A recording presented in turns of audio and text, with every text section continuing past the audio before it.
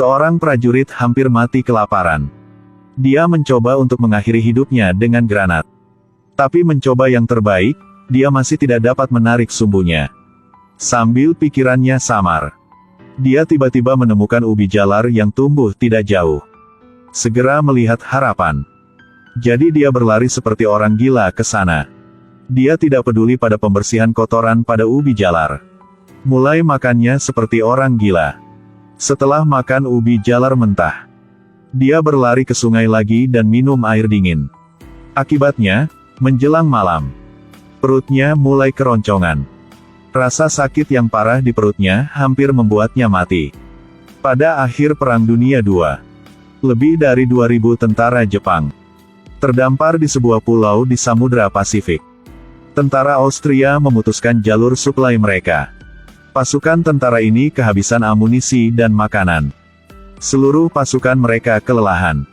Termasuk seorang prajurit bernama Tamura. Dia terkena TBC karena kekurangan gizi kronis. Atasannya tidak mau membesarkan orang yang tidak berguna. Jadi dia segera melemparkannya beberapa ubi jalar. Mengusirnya ke rumah sakit lapangan yang berjarak 20 km dari sini untuk perawatan. Tamura berjalan di jalan dengan wajah kosong. Dia telah berada di pulau ini selama 2 tahun. Sekarang dia hanya ingin pulang. Tidak lama kemudian, ketika Tamura mencapai apa yang disebut rumah sakit, itu adalah gubuk bobrok. Ada juga seorang prajurit yang terluka di luar. Tubuhnya berlumuran darah. Tidak ada obat di sini. Dan kondisi sanitasi sangat tidak baik. Ada juga banyak tentara yang terluka di ruangan itu. Setelah dokter mengetahui situasinya, mereka segera mengambil ubi jalarnya sebagai uang untuk obat. Akibatnya, sang dokter militer menendangnya keluar dari rumah sakit malam itu juga. Begitu saja, Tamura tidak hanya tidak bisa menyembuhkan penyakitnya, tetapi juga ditipu hingga kehilangan makanannya. Tamura hanya bisa kembali ke kampnya sekali lagi. Atasannya menamparkan wajahnya dan memarahinya si idiot.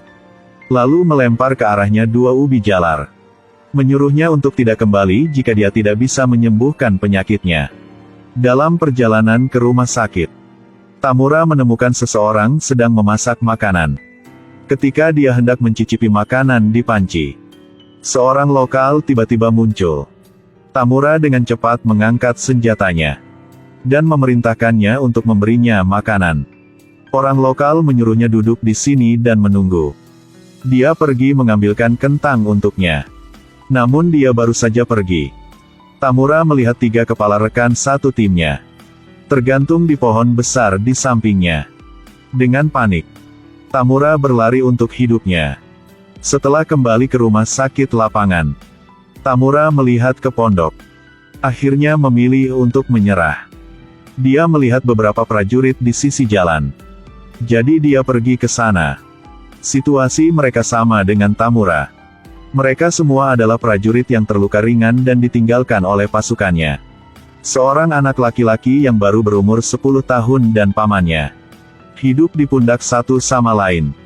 Melihat Tamura baru saja tiba, sang paman menyuruh keponakannya gunakan rokok untuk menukar dengan ubi jalar. Di tempat ini di mana makanan tidak cukup, mengambil rokok untuk apa?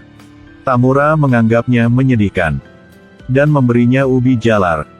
Setelah mendapatkan ubi, sang paman dengan senang hati memecahkan setengah ubi. Tapi bagaimana bisa setengah ubi mengisi perut 2 orang? Jadi pada malam hari, sang paman menghasut keponakannya untuk menyelinap ke rumah sakit untuk mencuri makanan. Tanpa diduga, dia ditemukan oleh petugas-petugas medis militer. Mereka mengepung anak itu dan mulai memukulinya.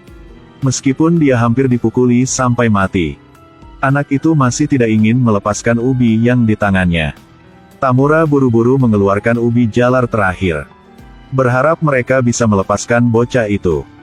Tetapi tepat setelah itu, kepala sang petugas medis meledak di tempat. Tentara yang terluka di gubuk jerami juga tewas dalam ledakan granat. Saat Tamura dalam keadaan linglung, anak laki-laki itu mengambil ubi dari tanah. Bahkan merampok yang terakhir dari Tamura. Tamura menatapnya dengan mata yang tidak bisa percaya. Anak itu tidak bisa mendapatkan ubi jalar. Jadi menyeret pamannya yang tergeletak di tanah. Dan berlari ke hutan di belakang. Melihat mereka berdua melarikan diri, Tamura tiba-tiba mulai tertawa. Dan beberapa hari kemudian ubi yang tersisa telah habis. Penyakit paru-parunya juga semakin parah. Tamura tidak sadar membawa dirinya ke hutan. Tidak lama setelah itu, dia menemukan sebuah desa. Ada juga gereja di belakangnya. Tetapi tidak ada orang di dalamnya. Tamura kelelahan tertidur di kursi.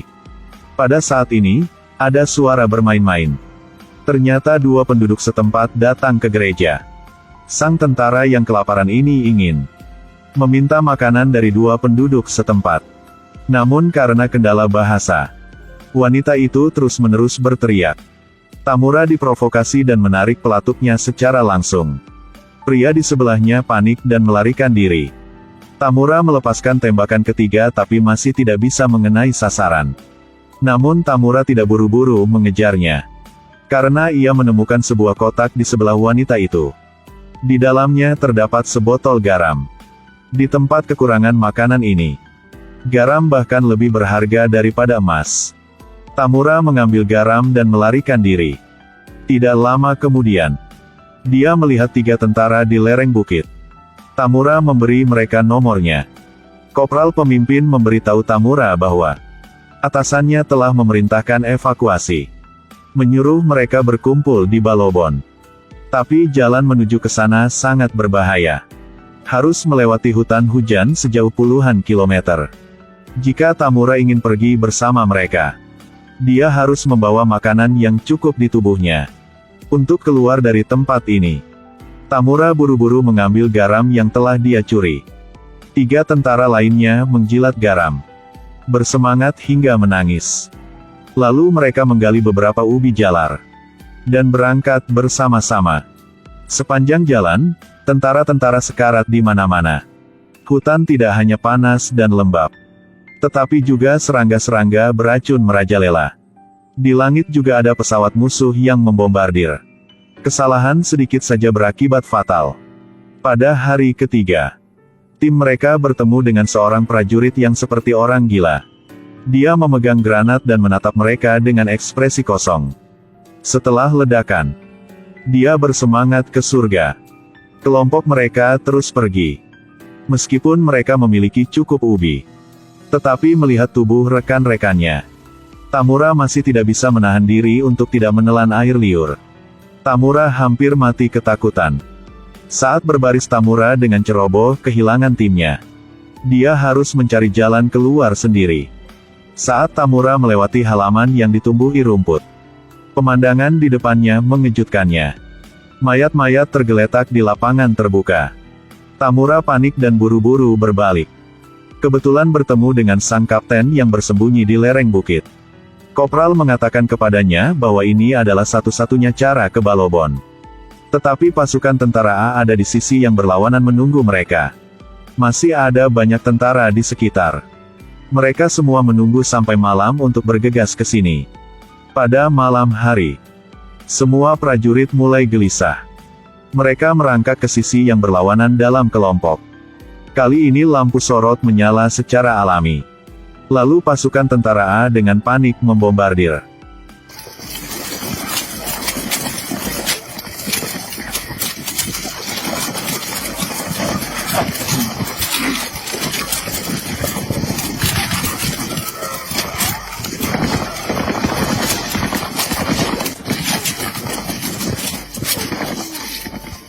Segera hanya ada beberapa dari mereka yang tersisa. Tamura yang pada akhirnya bersembunyi di lubang. Untungnya lolos lagi. Baru keesokan paginya, dia berani bertindak. Tamura menemukan bahwa pasukan tentara A sedang memeriksa mayat para prajurit. Dan bahkan membawa yang sekarat untuk dirawat. Hal ini membuat Tamura yang putus asa segera merasakan harapan. Dia merobek pakaian dalamnya. Membuat bendera yang compang camping. Bersiap untuk menyerah pada tentara A. Tapi ada seorang yang lebih awal daripada Tamura. Saat sang prajurit itu hendak menyerah, tak lama kemudian,